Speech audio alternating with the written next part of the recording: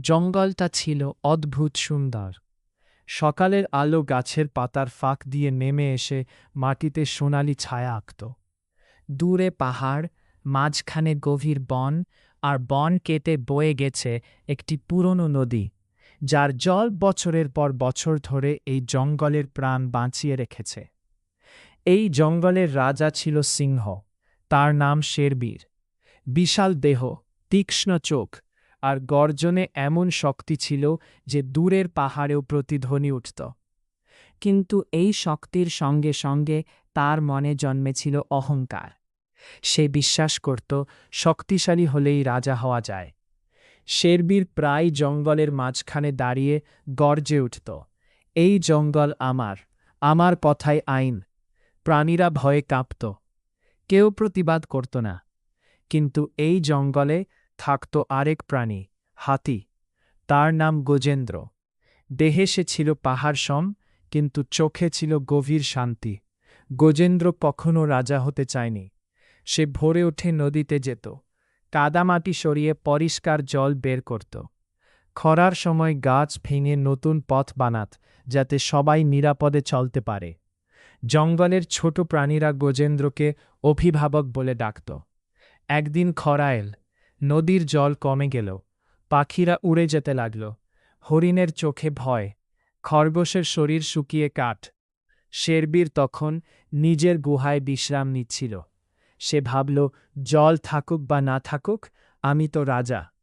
কিন্তু গজেন্দ্র সেই সময়ে সামনে এলো।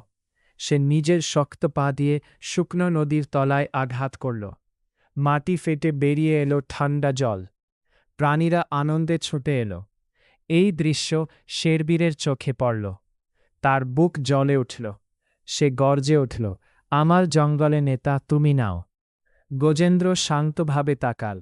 আমি নেতা নয়, আমি শুধু দায়িত্ব নেই। এই শান্ত উত্তর শেরবীরের অহংকারকে আরও উস্কে দিল। সে গজেন্দ্রকে লড়াইয়ের ডাক দিল। জঙ্গলের বাতাস থমকে গেল। সবাই জানত এই লড়াই শুধু শক্তির নয়, এটা অহংকার আর প্রজ্ঞার লড়াই। শেরবীর ঝাঁপিয়ে পড়ল। তার নখে ছিল রাগ, দাঁতে ছিল গর্ব। কিন্তু গজেন্দ্র আঘাত করল না। সে শুধু নিজের শরীর দিয়ে শেরবীরকে থামিয়ে দিল।